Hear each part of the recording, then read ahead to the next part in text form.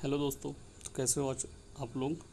तो अभी पिछली क्लास में मैंने पढ़ा था जो पॉलिटिकल साइंस का जो सिलेबस है उसके बारे में हम लोगों ने डिस्कस किया था।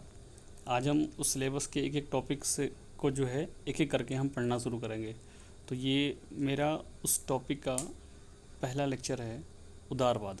जो पहला टॉपिक भी है, उदारवाद, साम्राज्यवाद, मार्क्सवाद ऐसे करके हैं। तो आज पहला टॉपिक है उदारवाद। तो इसमें हम आज पढ़ना शुरू करेंगे। चलिए समझते हैं उदारवाद। उदारवाद किसे कहते हैं, ठीक है। उदारवाद को अंग्रेजी में लिबरलिज्म कहते हैं। इस शब्द की उत्पत्ति लैटिन भाषा के शब्द लिबरिस से हुई है, जिसका अर्थ है स्वतंत्र व्यक्ति। इस प्रकार उदारवाद का जो अर्थ है, उदारवाद का अर्थ क्या है, ज़रा ध्यान रखिएगा। एक ऐसा राजनीतिक, आर्थिक और सामाजिक वातावरण जो व्यक्ति की स्वतंत्रता और उसकी मान मर्यादा की रक्षा करे। बेसिकली क्या है, उदारवाद का अर्थ यही होता है कि जो सामाजिक स्वतंत्रता की रक्षा करता है। एक महान लेखक हुए हैं जिनका नाम है लास्की। उन्होंने कहा है कि इनमें कोई संदेह नहीं, उन्होंने क्या कहा है कि इसमें कोई संदेह नहीं कि उदारवाद का सीधा संबंध स्वतंत्रता से। अवश्य बात है कि जो उदारवाद है वही स्वतंत्रता है। ऐसा किसने कहा है, लास्की ने कहा। ये एक चीज़ ध्यान रखिएगा। क्वेश्चन ऐसा पूछता है कि इस वाक्य को किसके द्वारा किया गया है, कहा गया है, ठीक है। तो लास्की ने ये लाइन कही, ठीक है। अगला है एडवर्ड स्मिथ। एडवर्ड स्मिथ ने क्या कहा, उन्होंने कहा कि उदारवाद एक तरह से अनुदारवाद और उग्रवाद, क्या, अनुदारवाद और उग्रवाद के बीच का मार्ग है। उदारवादी व्यक्ति के स्वतंत्र एवं भरपूर विकास में विश्वास रखते हैं और उन कानून, प्रथाओं व विश्वासों का खात्मा चाहते हैं जो मानवीय विकास में बाधक है। एक और विचारक रहे हैं हॉबाउस। हॉबाउस ने क्या कहा, हॉबाउस ने कहा कि इन्होंने अपने सुप्रसिद्ध ग्रंथ उदारवाद में लिखता है कि उदारवाद की मान्यता यह है कि व्यक्ति एक स्वतंत्र न होकर सजीव आत्मा है। ये सजीव व्यक्ति को अपने विकास के लिए स्वतंत्रता का वातावरण चाहिए। अर्थात व्यक्ति कोई कल्प ऊर्जा नहीं है जिसे जहाँ चाहा वहीं फिट कर दिया। इसलिए राज्य या समाज ज़बरदस्ती उसे अपनी प्रथाओं का पालन नहीं करा सकता। एक अगले हैं जी सॉर्टरी। जी सॉर्टरी, इधर एडवर्ड स्मिथ, इधर लास्की, ठीक है। जी सॉर्टरी क्या कहते हैं, इनके अनुसार वह व्यक्तिगत स्वतंत्रता, न्यायिक सुरक्षा और संवैधानिक राज्यों के सिद्धांतों और उनके कार्य व व्यवहार पर बल देता है। इसमें संवैधानिक राज्य का अर्थ संविधानवाद ही हो सकता है और संविधानवाद ही होता है, वह स्वेच्छाचारिता नहीं है, ठीक है। तो एक सेकेंड भैया। तो अब इसमें हम ये देखेंगे कि उदारवाद वास्तव में व्यक्तिवाद नहीं है। ये बताया गया है कि जो उदारवाद होते हैं वो एक्चुअली वास्तव में व्यक्तिवाद नहीं है, क्योंकि हमने देखा है ना कि उदारवादी में राज्य के लोग चाहते हैं कि हमारे कामों में हस्तक्षेप ना हो, राज्य का कम से कम हस्तक्षेप हो। तो इन सब के कारण जो है वो स्पष्ट कर रहा है इस बात को कि इन सब होने की वजह से ऐसा ना हो कि उदारवाद को व्यक्तिवाद की संज्ञा दे दी जाए। तो इस बात को हम समझेंगे ज़रा कैसे समझाया गया है। इसमें कहा गया है कि ये दोनों सामान्यतः एक दूसरे के पर्याय माने जाते हैं, क्योंकि व्यक्तिवादी कहते हैं लेजिस फेयर, मतलब जो जहाँ है वैसे पे छोड़ दो। अर्थात किसी राज्य के व्यक्तिगत जीवन में कम से कम हस्तक्षेप करें। समय के साथ उदारवादियों द्वारा समाज कल्याण पर अधिक जोर दिया जाने लगा। इस कारण सामाजिक आर्थिक जीवन में राज्य का व्यापक हस्तक्षेप जरूरी हो गया, ठीक है।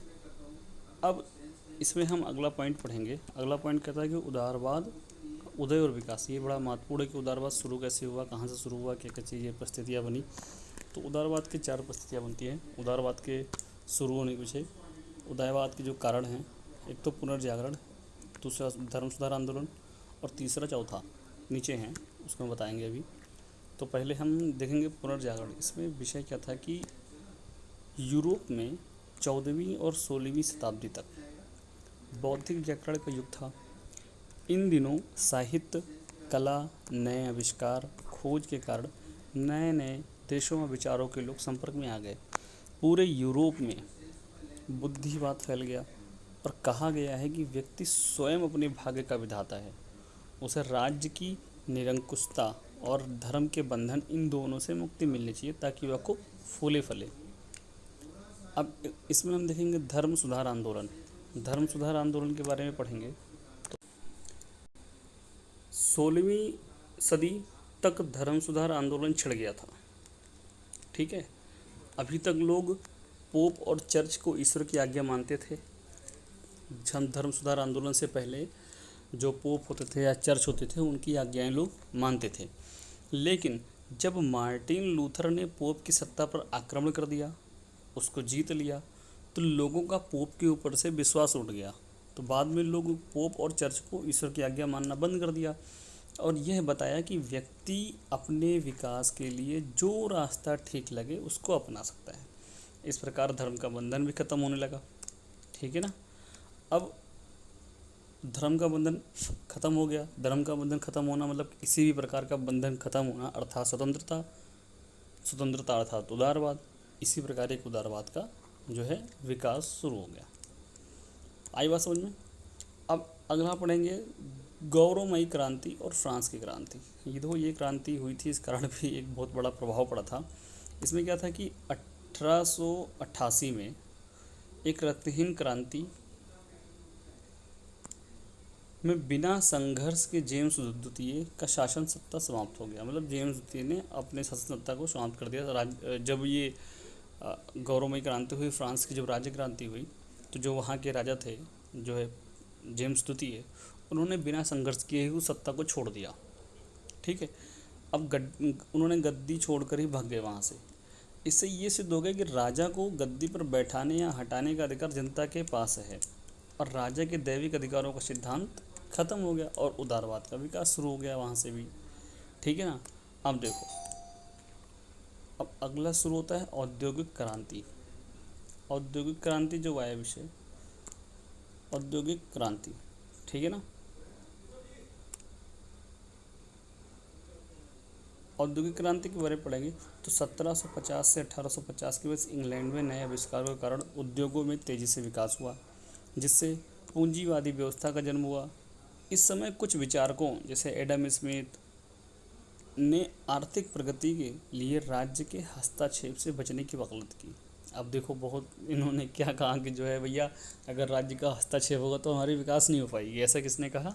एडम स्मिथ ने कहा। ठीक है ना। उनका मानना था कि मजदूरी, उत्पादन कार्य, आयात निर्यात आदि को प्राकृतिक नियमों के अनुसार संचालित करना चाहिए। उन्हें आर्थिक क्षेत्रों में हस्तक्षेप का समर्थन किया, अहस्तक्षेप का समर्थन किया तथा उत्पादन और साधनों में अधिकतम लाभ हो सके। एक बार ध्यान रखना, क्वेश्चन पूछ सकता है कि औद्योगिक क्रांति में किन्होंने अहस्तक्षेप की नीति का समर्थन किया था? तो किन्होंने किया था? कहाँ गया? Adam Smith. ठीक है। एडम स्मिथ ने जो है क्या किया, यहाँ देखो, आर्थिक क्षेत्र में हस्तक्षेप नीति का समर्थन किया ताकि उत्पादन में साधन अधिकतम लाभ हो सके। ठीक है।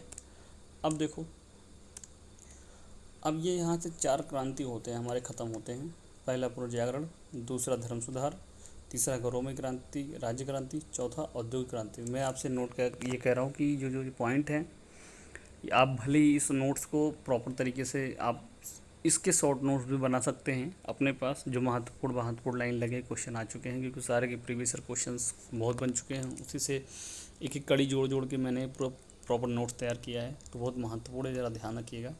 अब अगला आता है परंपरागत उदारवाद। ठीक है। अब परंपरागत उदारवाद क्या होता है, इसको पढ़ेंगे। 18वीं और 19वीं शताब्दी में विचार, भाषण और चर्चा की स्वतंत्रता पर जोर दिया गया। ये ध्यान रखना कि 18वीं और 19वीं शताब्दी में विचार, भाषण और चर्चा की स्वतंत्रता पर जोर दिया गया। ठीक। इंग्लैंड में 1688 की गौरवमयी क्रांति जॉन लॉक ने समर्थन किया और उन्होंने व्यक्ति और उसकी स्वतंत्रता को सर्वोपरि माना। फ्रांस की राज्य क्रांति मॉन्टेस्क्यू, वोल्टेयर और रूसो के विचारों से प्रभावित थी, जबकि 1776 में अमेरिका ने भी स्वतंत्रता की घोषणा की। इन घटनाओं ने यूरोप और अमेरिका में उदारवाद और लोकतंत्र को बढ़ावा दिया। ठीक है। अब John Locke, Montesquieu, Thomas pen, Jefferson ने राजशाही की निरंकुशता का विरोध करते हुए नागरिक और धार्मिक स्वतंत्रता, व्यापार, संपत्ति के अधिकारों पर जोर दिया। अब ये थोड़ा ध्यान देना कि परंपरागत उदारवाद के विषय में क्या कह रहा है। कह रहा है कि परंपरागत उदारवादियों ने राज्य के कार्यक्षेत्र को सीमित रखा। इससे केवल जीवन और संपत्ति की रक्षा तथा अपराधियों को दंड देने तक का सीमित माना।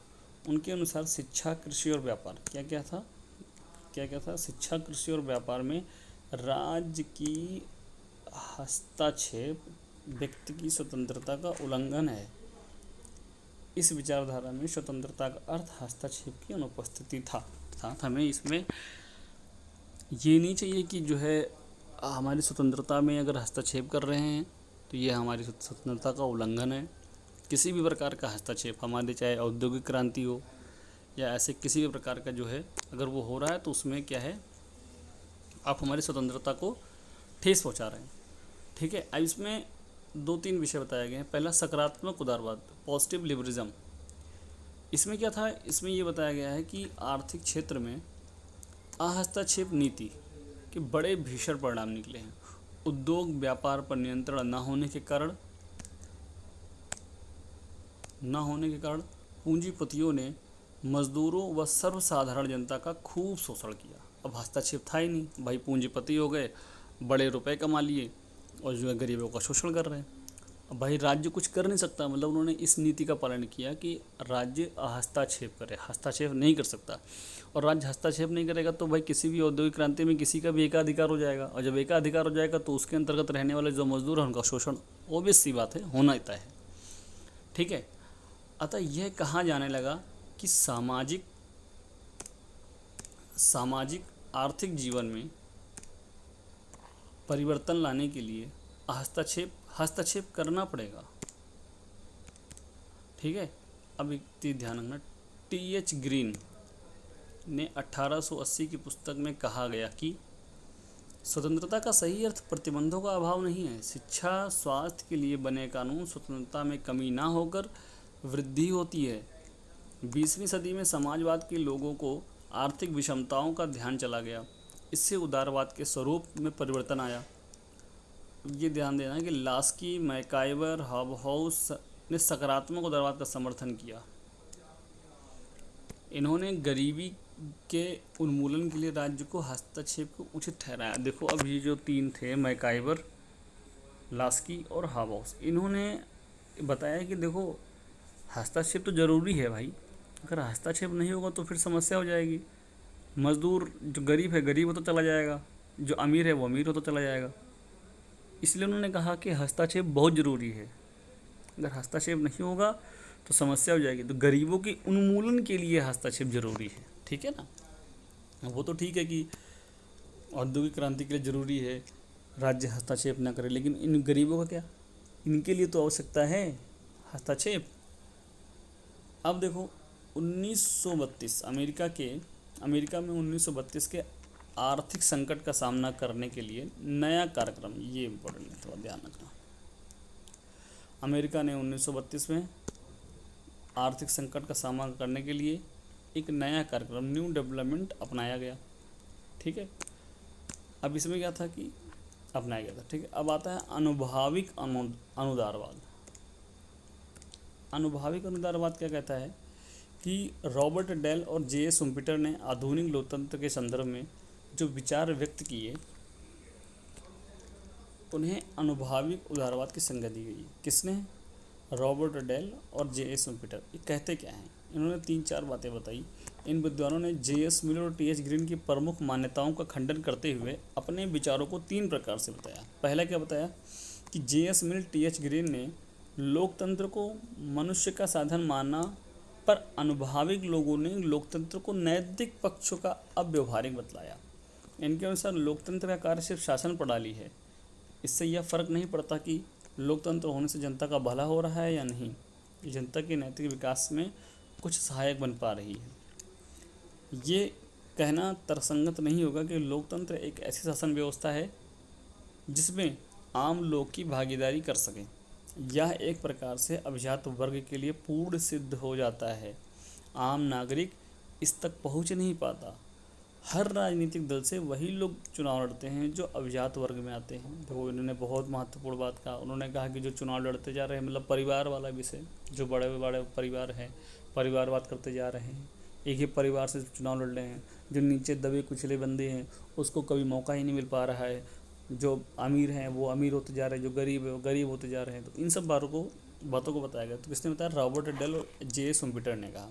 जी.एस. मिलर और टी.एच. ग्रीन की बातों को बताया, मतलब उनकी बातों का खंडन किया साफ साफ, ऐसा माने तो। ठीक है, अब देखो, अब अगला विषय इनका क्या था? ग्रीन और मिल ने लोकतंत्र के मानवीय पक्षों का उजागर किया, बल्कि अनुभवी उदारवादियों ने लोकतंत्र को बाजार तंत्र के रूप में देखा। अर्थात राजनीति के माध्यम से प्रत्येक व्यक्ति की कीमत तय हो जाती है। जितना प्रयत्न करता है उसको उतना ही मिलता है। कितना सामाजिक सरकार को दबाव डाल सकता है। ठीक है, बेसिकली इन्होंने कहा कि लोकतंत्र में जो मानवीय पक्ष के हैं उसको उजागर किया, बल्कि अनुभवी जो उदारवादी थे उन्होंने बाजार तंत्र के रूप में देखा इसको। कहा कि राजनीति माध्यम से प्रत्येक व्यक्ति की कीमत तय हो जाती है। जो जितना प्रयत्न करता है उसको उतना मिलता है। ठीक है, अब अगला पॉइंट आता है नव उदारवाद। नव उदारवाद थोड़ा सा उससे है, समझाने की कोशिश किया गया है कि इसकी मान्यता है कि संपत्ति के अधिकार की सीमाएं हैं। व्यापार की स्वतंत्रता का अर्थ यह नहीं कि दूसरे का शोषण करने लगे। इसमें लोगों के लोक कल्याणकारी राज्य की बात कही है। चैपमैन, सॉल्स, ऑर्थर ने आर्थिक विषमताओं को मिटाने के लिए रोजगार अवसर तथा आम लोगों की शिक्षा चिकित्सा को प्रदान हो। इस प्रकार नव उदारवाद एक ऐसी व्यवस्था का समर्थन करता है जिसमें पूंजीवाद और समाजवाद दोनों को समानता पाया जाता है। ये बात सही कहा उन्होंने। क्या कहा कि उन्होंने कहा कि इस प्रकार नव उदारवाद एक ऐसी व्यवस्था का समर्थन करता है जिसमें पूंजीवाद और समाजवाद दोनों में समानता पाई जाती है। ठीक है ना। अब अगला देखते हैं। अब ये देखो नव उदारवाद के क्या क्या सिद्धांत हैं, किस सिद्धांत पे नव उदारवाद काम करता है। सिद्धांत तो आपको पता ही होता है। सिद्धांत वो होता है एक व्यवस्थित जो विचारधारा होती है उसी को हम सिद्धांत कहते हैं। क्या होती है? एक व्यवस्थित विचारधारा, एक व्यवस्थित विचारधारा। ठीक है, वो क्या होती है उसी को हम बोलते हैं एक हिसाब से सिद्धांत। ठीक है, अब देखो बहुत बढ़िया चीज़ है, इधर ध्यान सुनिएगा। कहता है मानव की मान मर्यादा बनी रहे। उदारवादियों के अनुसार हर व्यक्ति का यह अधिकार है कि वह अपने ढंग से अपने जीवन का विकास करे। व्यक्ति स्वयं इस बात का निर्णय कर सकता है कि उसके लिए क्या हित है क्या अहित। इसमें राज्य को बीच में हस्तक्षेप की कोई आवश्यकता नहीं। यदि वह हस्तक्षेप करता है तो ये समझा जाएगा कि व्यक्ति के अधिकार व स्वतंत्रता का हनन हो रहा है। देखो इसमें कोई समझाने वाली बात है, बहुत ही सरल शब्दों में लिखा हुआ है। अगर आप इसको ध्यान से देखेंगे तो आपको समझ में आ जाएगा। राज्य स्वयं ही साध्य नहीं है। देखो ये बात बताएंगे आपको। उदारवादी लेखकों ने व्यक्ति को साध्य कहा और राज्य को साधन माना। अर्थात राज्य व्यक्ति के लिए है, ना कि व्यक्ति राज्य के लिए। ठीक है, राज्य नागरिकों का साधन मात्र है, इसलिए राज्य व्यक्ति की स्वतंत्रता का अधिकार में हस्तक्षेप नहीं कर सकता। इसमें कहा कि जो राज्य होता है वो व्यक्तियों के लिए होता है, ना कि जो व्यक्ति हैं वो राज्य के लिए हैं। भाई व्यक्ति ही नहीं रहेगा तो राज्य का क्या मतलब है। तो उसके जो मूल हैं, राज्य के मूल है, जो कड़ी है, जो महत्वपूर्ण चीज़ है वो है व्यक्ति। मतलब व्यक्ति हैं तो राज्य है। ठीक है ना। और जब व्यक्ति है तो राज्य है, और राज्य इतना अधिकार में आ गया कि उनकी स्वतंत्रता का हनन करने लगा, वहाँ के लोगों की स्वतंत्रता का हनन करने लगा। राज्य तो एक साधन मात्र है संगठन दिखाने के लिए, संगठित होने के लिए। ठीक है ना। लेकिन इसका मतलब थोड़ी ना कि स्वतंत्रता का अधिकार में हस्तक्षेप करने लगे। ठीक है, उसके हस्तक्षेप नहीं कर सकता। ठीक है, ये चीज़ें हैं। अब कई प्रकार की स्वतंत्रताएं के बारे में बताया गया है। पहला है विभिन्न स्वतंत्रताएं हैं। इसमें कौन कौन से हैं ये ज़रा देखेंगे हम। नागरिक स्वतंत्रता कौन कौन से है? नागरिक स्वतंत्रता, पारिवारिक स्वतंत्रता, राजनैतिक स्वतंत्रता और आर्थिक स्वतंत्रता। इसमें बताया गया है विचार, भाषण व धर्म की स्वतंत्रता की, ठीक है, विचार, भाषण व धर्म की स्वतंत्रता, जो नागरिक की स्वतंत्रता होती है, विचार, भाषण और धर्म की। पारिवारिक के हिसाब से स्त्री और पुरुष दोनों के अधिकार होने चाहिए। राजनीतिक के अधिकार से अर्थात लोकतंत्र का दूसरा नाम। आर्थिक स्वतंत्रता पूरी तरह से पूंजीवाद का ही समर्थन करते हैं, ना कि समाजवाद का। ये जो आर्थिक स्वतंत्रता है, देखो पूछ सकता है कि उदारवाद में कितने प्रकार की स्वतंत्रता का वर्णन किया गया है।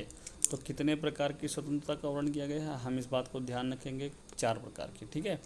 हमें ये ध्यान रखना है कि 4 प्रकार की स्वतंत्रता का वर्णन किया गया है, ठीक है। कौन कौन सी है? नागरिक, पारिवारिक, राजनीतिक और आर्थिक। नागरिक, पारिवारिक, राजनीतिक और आर्थिक, ठीक है।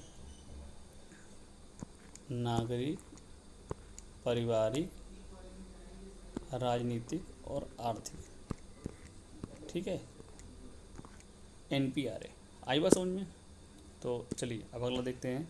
समाज का रूप संघात्मक है, इसलिए राज्यसत्ता भी संघात्मक। ये भी बहुत बहुत ज़रूरी बात है। सही बात है भाई, कि यदि हमारा जो समाज है उसका रूप संघात्मक है तो राज्यसत्ता भी संघात्मक होनी चाहिए। उदारवादियों ने आर्थिक, सांस्कृतिक और धार्मिक स्वतंत्रता पर जोर दिया और कहा, उदारवादी मानते हैं कि लोगों और समुदायों को स्वतंत्र रूप से कार्य करने के अधिकार होना चाहिए। हालांकि इससे बात यहाँ है, लेकिन सार्वजनिक हितों की सुरक्षा के लिए कुछ नियंत्रण रखा जा सकता है। हालांकि राज्य को निरंकुश शक्ति नहीं दे सकती है और उसे आवश्यक मामलों में ही हस्तक्षेप करना चाहिए तथा व्यक्ति की सामूहिक स्वतंत्रता बनी रहे, ताकि जो है व्यक्ति की सामूहिक स्वतंत्रता क्या रहे, बनी रहे, ठीक है। बात आई बात समझ में? अब देखिए अगला है कि स्थानीय, जातीय तथा राष्ट्रीय स्वतंत्रता, ठीक है। क्या है? स्थानीय, जातीय और राष्ट्रीय स्वतंत्रता। इसको हम पढ़ेंगे, ये 3 पॉइंट है, स्थानीय, जातीय और राष्ट्रीय स्वतंत्रता, ठीक है। एक ये है, एक ये है, एक ये है, ठीक। तो देखिए इसमें कहता है स्थानीय, देखो ये भी कहता है 4 प्रकार स्वतंत्रता वो हो गई, 3 प्रकार की स्वतंत्रता ये हो गई। अब देखो ये किसके, देखो ये महत्वपूर्ण है कि इसको किस किताब में लिखा गया है। उदारवाद में किसके? हाबहाउस ने, ठीक है। हाबहाउस ने अपने ग्रंथ उदारवाद में इन तीनों स्वतंत्रता का अधिक जोर दिया। क्वेश्चन पूछा गया है कि उदारवाद में, नहीं क्वेश्चन पूछा गया है कि हाबहाउस ने अपने किस ग्रंथ में 3 स्वतंत्रताओं का वर्णन किया है, या स्थानीय, जातीय, राष्ट्रीय स्वतंत्रता को किसी ने पूरी तरह से वर्णन किया है, तो हाबहाउस ने किया है। यह किस में वर्णन है? तो उदारवाद में वर्णन है। उदारवाद किसका ग्रंथ है? हाबहाउस का वर्णन है। हाबहाउस ने अपने किस ग्रंथ में स्थानीय, जातीय और राष्ट्रीय स्वतंत्रता का वर्णन किया? तो उदारवाद में, ठीक है। एक एक करके पढ़ेंगे। अब देखो स्थानीय, हाबहाउस ने अपने स्थानीय स्वायत्त संस्थाओं, जो स्थानीय के स्वायत्त संस्था थी, जैसे जो घर के आसपास होती हैं, जैसे पंचायतें हो गई, नगर पालिकाएँ और जिला बोर्डों को अधिक महत्व देते हुए कहा कि इनको स्वतंत्र व मजबूत बनाना जरूरी है, ताकि जनता की आवश्यकताओं को बेहतर तरीके से पूरा कर सके। स्थानीय स्वायत्त होने से नागरिकों की भागीदारी बढ़ती है और लोकतांत्रिक मूल्यों की मजबूती मिलती है। मतलब ये बात बहुत ठीक कहा इन्होंने कि भाई जो हमारे घर के आसपास की पंचायतें हैं, नगर पालिकाएँ हैं, ये मजबूत होना चाहिए। इससे हमारे जनता की भागीदारी बढ़ती है, हमारे नागरिकों की भागीदारी बढ़ती है, ठीक है। जातीय स्वतंत्रता, इसमें उन्होंने कहा कि इसका तात्पर्य सभी समुदायों को स्वतंत्र रूप से जीने का अधिकार है। किसी प्रकार का जातीय भेदभाव समाज में जायज़ नहीं है तथा प्रत्येक समुदाय को अपनी सांस्कृतिक विरासत को सामाजिक पहचान बनाने हेतु पूर्ण स्वतंत्रता मिलनी चाहिए, ठीक है। ये भी उन्होंने बहुत सही बात कही। अब आता है राष्ट्रीय स्वतंत्रता। राष्ट्रीय स्वतंत्रता के बारे में बताया गया, इसका सीधा व साफ अर्थ है कि प्रत्येक राष्ट्र खुद का मालिक होता है। बहुत सही बात। उस पर किसी का कोई अधिकार नहीं होता है, वह आत्मनिर्णय लेने का अधिकारी होता है, ठीक है। ये राष्ट्रीय स्वतंत्रता के बारे में बताया गया कि जो राष्ट्रीय स्वतंत्रता होता है उसका साफ अर्थ होता है कि जो प्रत्येक राष्ट्र होते हैं, जो भी राष्ट्र हैं, वो अपने खुद के मालिक होते हैं, वो अपने निर्णय स्वयं ले सकते हैं। ये राष्ट्रीय स्वतंत्रता है, ठीक है ना। आगे बात समझ में। अब हॉब हाउस आए। हॉब हाउस ने कहा प्रत्येक राष्ट्र को अपनी नीतियां और शासन प्रणाली स्वयं तय करने का अधिकार होना चाहिए। तो ठीक तो है, ये बात इन्होंने कही और वो ठीक कहा। ये जो ऊपर बताया गया है राष्ट्रीय स्वतंत्रता के बारे में, उसी के बारे में थोड़ा सा उन्होंने विस्तार कर दिया है। अब धर्मनिरपेक्ष राज्य की स्थापना। अब क्या होता है धर्मनिरपेक्ष, ये ज़रा सुनिएगा। धर्मनिरपेक्ष हम उसे समझेंगे जो न धार्मिक हो न धर्म विरोधी, अर्थात सभी धर्मों के प्रति सद्भाव। जैसे भारत क्या है, भारत एक धर्मनिरपेक्ष राज्य है। यहाँ पे सभी समुदायों को समान रूप से देखा जाता है, चाहे वो हिंदू हो, मुस्लिम हो, किसी भी जाति प्रजाति के हों, सभी को एक सद्भाव रूप में ही देखा जाता है और उनका आदर सत्कार होता है, ठीक है, कि कोई प्रकार की भेदभाव हमारे भारत में नहीं है। अब एक विषय है अंतर्राष्ट्रीय स्वतंत्रता। ये क्या होती है? अंतर्राष्ट्रीय स्वतंत्रता समाज के सभी राष्ट्र अंतर्राष्ट्रीय संगठनों व अंतर्राष्ट्रीय कानूनों को सम्मान करें। लास्की मैकावर जैसे लेखकों ने अंतर्राष्ट्रीय सहयोग बल दिया। देखो ये इम्पोर्टेंट है कि ये थोड़ा ध्यान दें। अंतर्राष्ट्रीय सहयोग बल निम्नलिखित में से किन्होंने दिया? तो किन्होंने दिया है? लास्की और मैकाइवर ने, ठीक है ना। अब चलिए अगला देखते हैं, विषमताओं की समाप्ति। ये देखो जरा ज़रूरी है। जो विषमता हैं बहुत सारे प्रकार की होती है ना, उसके बारे में बताया गया है कि न उदारवाद, परंपरावाद और न उदारवाद परंपरागत उदारवाद की तुलना में राज्य की अधिक सक्रिय भूमिका को स्वीकार करता है तथा कुछ मामलों में राज्य ने अपने नियंत्रण में संसाधनों को ले रखा है तथा कुछ जो राष्ट्रीयकरण कर रखा है। बाजार को पूरी तरह स्वतंत्र छोड़ने के बजाय सरकार ने महत्वपूर्ण उद्योगों और सार्वजनिक सेवाओं को हस्तक्षेप करना चाहिए ताकि आर्थिक स्थिरता और सामाजिक कल्याण सुनिश्चित किया जा सके, ठीक है ना। लोक कल्याणकारी राज्य। आधुनिक उदारवाद का आदर्श ही लोक कल्याणकारी राज्य है, ठीक है, ये ध्यान रखना। लोक कल्याणकारी राज्य के बारे में बताया गया है। तो क्या है बताया गया है, ठीक है, इसे बताया गया है लोक कल्याणकारी राज्य। आधुनिक उदारवाद का आदर्श ही लोक कल्याणकारी राज्य है।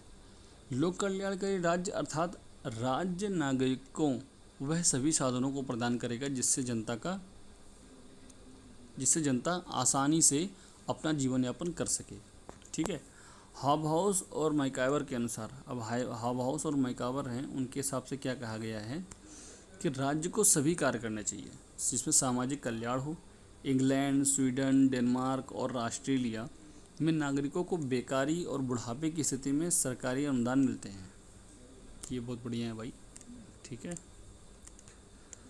अब उदारवाद का समर्थन। उदारवाद के समर्थन क्या है, फिर उदारवाद की आलोचना, ठीक है। उदारवाद के समर्थन में क्या क्या विषय हैं? निजी संपत्ति का औचित्य होना चाहिए। ये बात बहुत सही बात कहा कि पहले पढ़ लो तो बताता हूँ। उदारवादी विचारक उचित मजदूरी और सामाजिक सुरक्षा की बात मानते हैं। इनका मानना है कि निजी संपत्ति होने से लोग अधिक मेहनत करते हैं तथा व्यापार में भी लोग आगे बढ़ने की प्रेरणा देते हैं। इससे न केवल व्यक्ति की लाभ होते हैं बल्कि राष्ट्र की संपदा भी होती है। जैसे क्या होता है कि अगर हम नौकर मालिक की तरह काम करेंगे, हम दूसरे के लिए काम करेंगे, दूसरे की संपत्ति पर काम करेंगे, तो हम उस जुनून के साथ नहीं कर सकेंगे। यही चीज़ अगर हमें अपनी संपत्ति पे करनी होती है तो उसमें हम अधिक मेहनत, अधिक बल लगा के काम करते हैं, जिससे हमारी भी उन्नति हो और हमारे राष्ट्र की भी उन्नति होती है। तो यही उसने बताया है कि निजी संपत्ति का औचित्य, ये बड़ा महत्वपूर्ण है। दूसरा है व्यक्ति का भरपूर विकास। उदारवादियों के मतानुसार बौद्धिक व नैतिक गुणों का विकास स्वतंत्रता के वातावरण से ही संभव है, फिर चाहे विचारों, भाषण व कार्यों की स्वतंत्रता ही क्यों ना हो, ठीक है ना। अगला है इतिहास की चेतावनी। ये भी बड़ा महत्वपूर्ण है। कि इतिहास इस बात का गवाह है कि यदि सरकार जब भी कभी किसी उत्पादन या खरीद बिक्री पर प्रतिबंध, तो चोर बाजारी शुरू हो गई।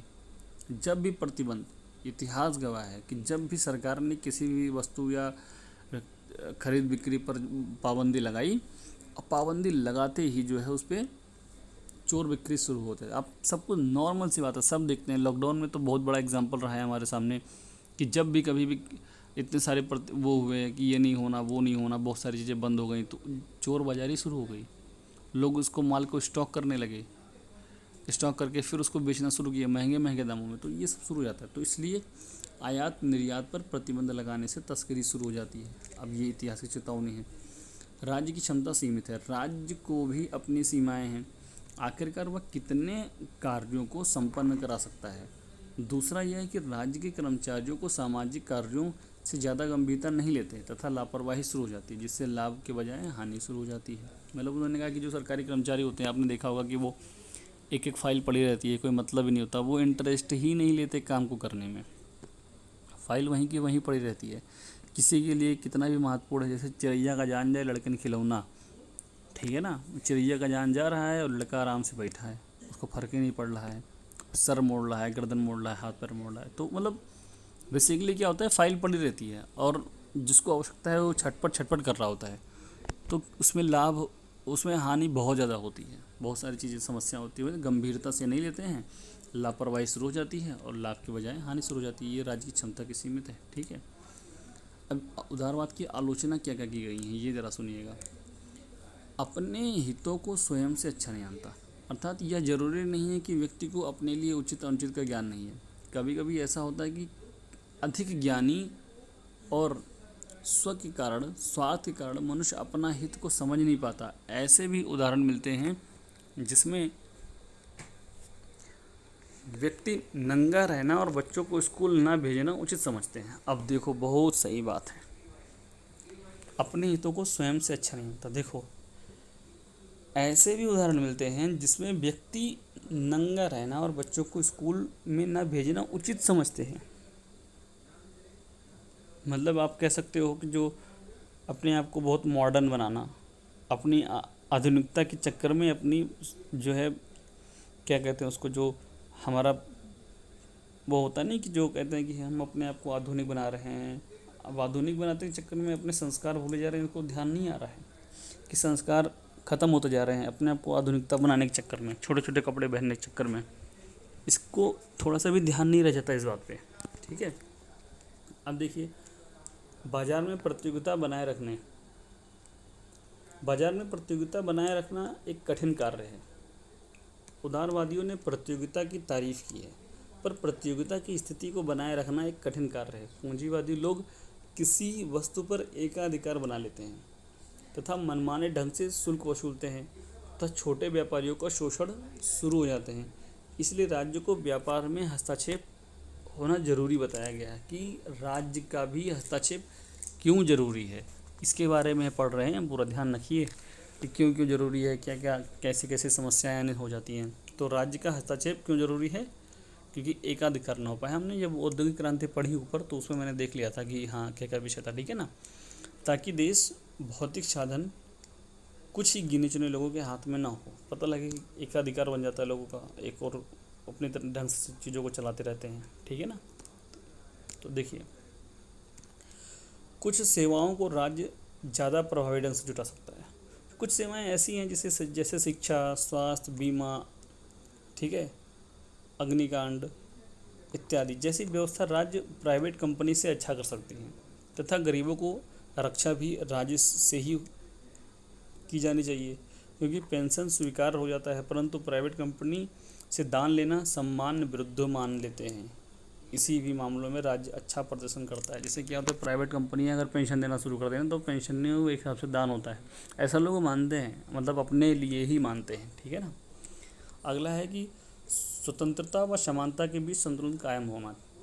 उदारवादी ने स्वतंत्रता व समाजवादी ने समानता, उदारवादी ने स्वतंत्रता और समाजवादी ने समानता को ज़्यादा महत्वपूर्ण माना है, परंतु समय ये है कि समाजवादी व आर्थिक अन्याय खत्म हो, इसलिए स्वतंत्रता पर प्रतिबंध करना जरूरी है तथा इन दोनों को संतुलन बनाना आवश्यक है। ठीक है, अब हम मांगते हैं राजनीति और संस्कृति को पैसे की शक्ति से भ्रष्ट कर दिया गया है। अब एक पॉइंट ये कहता है पूंजीवादी राज्यों की राजनीति जो होती है वो धन हावी हो गया है। जो पूंजीवादी राज्यों की राजनीति पर धन हावी हो गया है, जैसे डोनाल्ड ट्रंप वाला जो विषय है वो पूंजीवादी राजनीति है, उसकी पूरी तरीके से मार्केट बेस से सारा काम करता है, मतलब धन हावी हो गया है। अब इसमें क्या समस्या है, ये लोग न केवल चुनाव का ही संचालन करते हैं बल्कि कानून भी मनमानी से बनवा लेते हैं। जैसा देखो भैया, होता क्या है, कहते हैं कि आईएएस पावरफुल होता है बिजनेसमैन। आपको पता है बड़े बड़े जो पार्टीज़ होती हैं उनको फंड कौन करता है, वो बिजनेसमैन फंड करते हैं।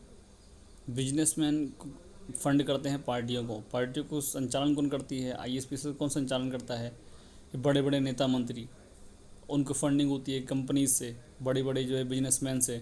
बिजनेसमैन अपने अनुसार चीज़ों को जो है कानून बनवा लेते हैं। कोई ज़मीन चाहिए उनको तो वो अपने हिसाब से बता देते हैं कि ये बंजर, इसको हटवा दो। एक नेता बोल देता है, उसको ज़मीन हटाना पड़ जाता है, ज़मीन खाली कराना पड़ जाता है। समझ रहे हैं? तो ये चीज़ है, पैसे कितने बड़े महत्व करते हैं, बल्कि कानून को भी मनमानी ढंग से बनवा लेते हैं। साम्यवादियों का कहना है कि जब तक उत्पादन के साधनों पर श्रमिक वर्ग का अधिकार नहीं होता है तब तक किसी को न्याय मिलने और ना ही स्वतंत्रता है। न्याय मिलेगा और ना ही स्वतंत्रता। भाई जो मजदूर वर्ग है वो जिस दिन मजबूत होने लगा ना, समझ लो देश का रूपरेखा बदल गई। राष्ट्रीय स्वयंसेवक संघ के संगठन है साथ का भारतीय मजदूर संघ, वो काम कर रहा है इस पे, बहुत अच्छे तरीके से काम कर रहा है। ठीक है, मजदूरों के लिए बहुत सारे संगठन ऐसे हैं। अब उदारवाद की उपलब्धियां क्या है, उपलब्धियां क्या क्या हैं, ठीक है, तो देखेंगे उदारवाद में जो उपलब्धियां पढ़ना है भैया। ठीक है, अब देखिए, उदारवाद ने लोकतंत्र की नींव रखी, स्वतंत्रता व समानता के आदर्शों को बल दिया। इसने सामाजिक कुरीतियों, धार्मिक अंधविश्वासों और रूढ़ियों से मुक्ति दिलाई। भारत में महादेव गोविंद रनाडे, जिनको एमजी रनाडे बोलते हैं, गोपाल कृष्ण गोखले और श्रीनिवास शास्त्री से उदारवादी नेताओं ने जातीय भेदभाव दूर करने, शिक्षा के विस्तार और नारी सम्मान पर जोर दिया। किसने? एमजी रनाडे, महादेव गोविंद रनाडे, गोपाल कृष्ण गोखले और श्रीनिवास शास्त्री। ठीक है, अब उदारवादियों ने साम्राज्यवादी शोषण की निंदा की और उदार आर्थिक नीतियों के कारण उद्योगों को तेजी से विकास हुआ। 20वीं सदी के शुरुआत में ब्रिटेन में उदारवाद अपने चरम पर था, लेकिन प्रथम विश्व युद्ध के बाद यूरोप में फासीवाद सरकारों का उदय हो गया। आज भी कई देशों में तानाशाही और साम्यवादी के शासन से चलते यह सवाल उठता है कि क्या उदारवाद जीवित रह पाएगा? बताओ, सोचो। इसलिए तानाशाही साम्यवादी के शासन के चलते आज ये प्रश्न उठते हैं कि क्या उदारवाद जीवित रह पाएगा? ठीक है ना। अब उदारवाद में तनाव क्या क्या आ गए, कुछ तनाव भी बने भैया। क्या क्या तनाव इसमें? उदारवाद एक मौलिक तनाव का विरोधाभास पाया जाता है। ठीक है, उदारवाद में मौलिक तनाव या विरोधाभास पाया जाता है। इससे विरोधाभास के लिए दो बातें जिम्मेदार हैं। पहला, उदारवादी विचारक मुक्त बाजार के पक्षधर हैं कि मुक्त बाजार चाहिए, कोई हस्तक्षेप नहीं चाहिए, और साथ ही यह भी चाहते हैं कि समाज पूंजीवादी शोषण से मुक्त रहे। अब पूंजीवादी अर्थव्यवस्था का समतावादी समाज के लक्ष्य से मेल बैठना दुष्कर कार्य है। बहुत सही बात, बहुत सही बात। भैया एक बात बताओ, एक तो हम चाहते हैं कि हमारा मजदूर वर्ग सबल हो, सक्षम हो, और दूसरा हम चाहते हैं कि राज्य हस्तक्षेप भी ना करे। अब अगर राज्य हस्तक्षेप नहीं करेगा तो पूंजीवाद मजदूरों का शोषण करेंगे। अगर आप चाहते हैं कि पूंजीवाद मजदूरों का शोषण ना करें तो ये हमारे लिए ज़रूरी है कि जो राज्य है, राज्य का हस्तक्षेप करना ज़रूरी ही है ना। अब इसमें अगला पॉइंट मिलता है कि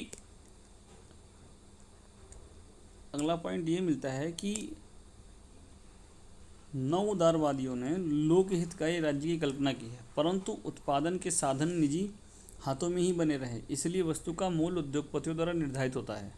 अब मैंने बताया ना, पहले बताया कि जो उद्योगपतियों का मूल्य वस्तुओं का मूल्य उद्योगपतियों द्वारा निर्धारित होता है तथा विज्ञापन के जोर से घटिया चीज़ें भी बाजार में छा जाती हैं, अर्थात लोकहितकारी राज्य सामाजिक जीवन में कई बदलाव नहीं ला सकता है। ठीक है। अब उदारवाद के भविष्य के बारे में अगर हम बात करें, उदारवाद का क्या भविष्य है, इस विषय पर जितना संकट उदारवाद के सामने है उससे कहीं ज़्यादा साम्यवाद के सामने है। चीन में भी अब आर्थिक उदारवाद का दौर चल रहा है। स्वतंत्रता और उदारवाद को हम नकार नहीं सकते हैं। उदारवाद का भविष्य इस पर निर्भर करता है कि बाजार प्रतियोगिता। अब देखना एक बात कि उदारवाद किन बातों पर निर्भर करता है। ठीक है, वो कहते हैं बाजार प्रतियोगिता, समाज के सभी लोगों को उचित अवसर मिले और न्यायपूर्ण व्यवस्था कायम रहे। उदार लोकतंत्र नागरिकों के आत्मसंयम की अपेक्षा रखता है। स्वतंत्रता का सार अनुशासन है, हिंसा, तोड़फोड़ या आपाधापी नहीं। ये बहुत बड़ी बात है। यहाँ पे हम अपनी स्वतंत्रता के चक्कर में सरकार द्वारा बनाए गए चीज़ों का भी हम उल्लंघन कर देते हैं। उल्लंघन तो छोड़ो, सरकार के संसाधनों को नष्ट करना शुरू कर देते हैं। ये उदारवाद नहीं है, ये स्वतंत्रता नहीं है ना। तो ये ध्यान रखने वाली बात है। अब अगला है सार संक्षेप। अब हमने जो पढ़ा है इसका सार संक्षेप क्या है, बहुत महत्वपूर्ण, ज़रा ध्यान रखिएगा। तो सबसे पहले जो हम पढ़ रहे हैं उदारवाद का सार संक्षेप क्या है। उदारवाद इस अध्याय का सार संक्षेप। सबसे महत्वपूर्ण चीज़ जो भैया जिस पे पढ़ रहे हो वो इनका है learn with PDF, advocate Rishabh ji का। ठीक है, तो आप इसको ज़रा देखिएगा कि उदारवाद से अभिप्राय। पहले हमने पढ़ा अभिप्राय के बारे में। उदारवाद का अर्थ एक ऐसा राजनीतिक, आर्थिक और सामाजिक वातावरण जो व्यक्ति की स्वतंत्रता और उसकी मान मर्यादा की रक्षा करता है, हमने ये पढ़ा। फिर उदारवाद वास्तव में व्यक्तिवाद नहीं है, हमने इसको देखा कि उदारवाद होता है, वास्तव में व्यक्तिवाद नहीं है। ठीक है, इतना कुछ देखने के बाद हम आगे बढ़ते हैं। उदारवाद का उदय और विकास देखा। उदारवाद के उदय में हमने पुनर्जागरण पढ़ा, धर्म सुधार आंदोलन पढ़ा, इंग्लैंड में गौरवमय क्रांति और फ्रांस क्रांति, जो गद्दी छोड़कर भाग गए थे तो लोग को सरकार राज्य पे भरोसा उठ गया था कि जो राजा ही भगवान नहीं होता है, हम अपने हिसाब से राजा को बैठाते हैं और अपने हिसाब से राजाओं को हटा सकते हैं। औद्योगिक क्रांति है ना। इसके साथ साथ फिर हमने पढ़ा परंपरागत उदारवाद। जॉन लॉक के राज्य दर्शन में व्यक्ति की स्वतंत्रता ही सर्वोपरि है। परंपरागत उदारवादियों के अनुसार स्वतंत्रता का अर्थ हस्तक्षेप का अभाव है। ठीक है, ये बताया गया। अब देखिए सकारात्मक उदारवाद। सकारात्मक उदारवाद में क्या बताया गया है, जैसे ग्रीन, लास्की, मैकाइवर, हाउस, ये ध्यान रखना नाम कौन कौन से हैं। ग्रीन, लास्की, मैकाइवर, हाउस ने सकारात्मक उदारवाद का प्रतिपादन किया था। ठीक है, किस किसने, ग्रीन, लास्की, मैकाइवर, हाउस ने। ठीक है, इन चारों ने प्रतिपादन किया। इन लेखकों ने उन कानूनों का समर्थन किया जो जमींदारों और पूंजीपतियों की शक्ति पर अंकुश रखे। बहुत सही बात। जो सकारात्मक उदारवाद है, बेसिक ध्यान रखना कि जो सकारात्मक उदारवाद है वो किस पे काम कर रहा होता है, वो उसका समर्थन करते हैं जो पूंजीपतियों की शक्ति पर अंकुश डालते हैं। अंकुश मतलब रोकथाम लगाते हैं। ठीक है, फिर हम पढ़ते हैं, हमने पढ़ा अनुभाविक उदारवाद। रॉबर्ट डेल और सुम्पीटर ने TH ग्रीन और मिल द्वारा प्रतिपादित कुछ मान्यताओं का खंडन किया था। ठीक है, हमने ये पढ़ लिया। फिर हमने पढ़ा नव उदारवाद। नव उदारवादियों जैसे चैंपमैन और रॉल्स ने लोक कल्याणकारी राज्य की स्थापना पर बल दिया। ठीक है ना। फिर हमने पढ़ा उदारवाद के जो मूल सिद्धांत है, उनके मूल सिद्धांत क्या क्या थे, हमने इसको पढ़ा।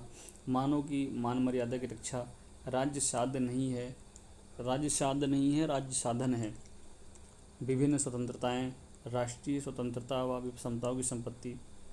फिर हमने उदारवाद का समर्थन पढ़ा, निजी संपत्ति का औचित्य पढ़ा कि अगर हमारी निजी संपत्ति होगी तो हम क्या ठीक रहते हैं। इतिहास की चेतावनी, राज्य की क्षमता सीमित है, इसको मैंने पढ़ा। फिर कई आधारों पर उदारवाद की आलोचना भी की जाती है, ठीक है ना। और उसके बाद से फिर यहाँ से हमारा चैप्टर समाप्त। आपको बहुत बहुत धन्यवाद, आपने हमारे चैनल को देखा बहुत ही ध्यानपूर्वक धैर्य से, इसके लिए आपको बहुत बहुत धन्यवाद। तो आप प्लीज़ हमारे इस चैनल को सब्सक्राइब करिए, लर्न विथ PDF ये हमारा चैनल है, ठीक है ना।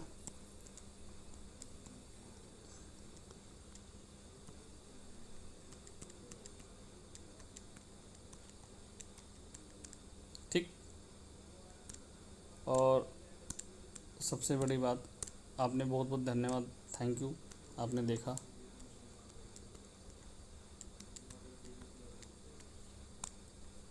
चलिए आप इसको देखिए और ज़रा एक बार दो बार देखेंगे, बस बहुत से सरल शब्दों में लिखा है। एक बार देख लो, ज़बरदस्ती देख लो, दोबारा एक बार फिर से देख लो।